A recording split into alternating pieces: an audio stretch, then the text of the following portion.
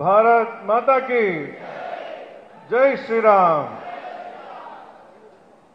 ఈరోజు నూతనంగా state president Ramachandra Rao గారు కొత్తగూడెంకి వచ్చిన సందర్భంగా వారికి ధన్యవాదాలు చెప్తూ వారిని స్వాగతిస్తూ ఇక్కడ సభాధ్యక్షులైన ప్రభాకర్ రెడ్డి గారికి, ఎక్స్ ఎంపీ సీతారాం నాయక్ గారికి, అలానే BJP state spokes person Naresh గారికి, అలానే వేదికను అలంకరించిన సీనియర్లకి, మనోహర్ రావు గారికి పేరు పేరున వారందరికీ నమస్కరిస్తూ భారతీయ జనతా పార్టీ కుటుంబ సభ్యులందరికీ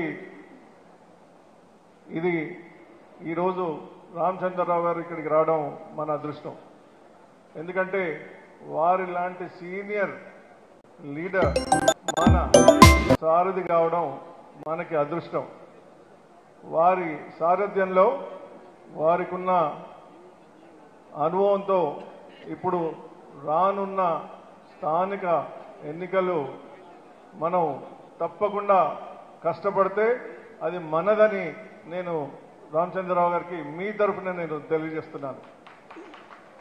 ఈరోజు ఎన్నడూ లేనటువంటి భారతీయ జనతా పార్టీకి ప్రజలలో ప్రేమ, నమ్మకం ఉంది. ప్రేమ ఉండడం సరిపోదు, నమ్మకం కూడా కావాలి. అది ఈ రెండు ఇప్పుడు ఉన్నాయి.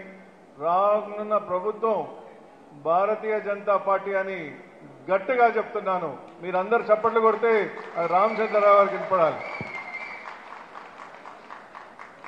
రానున్న స్థానిక ఎలక్షన్స్ అన్ని మనం తప్పకుండా మన పోరాట పటమి ఇది సింగరేణి గడ్డ, విప్లవ గడ్డ.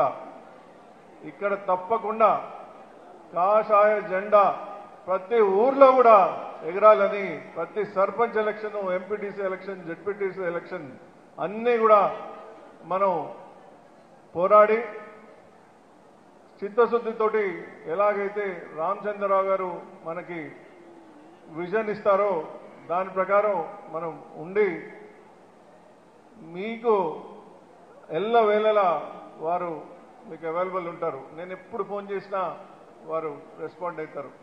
ఇలాంటి లీడర్ ఉంటేనే మనకి ఇప్పుడు కావాల్సిన తరుణం.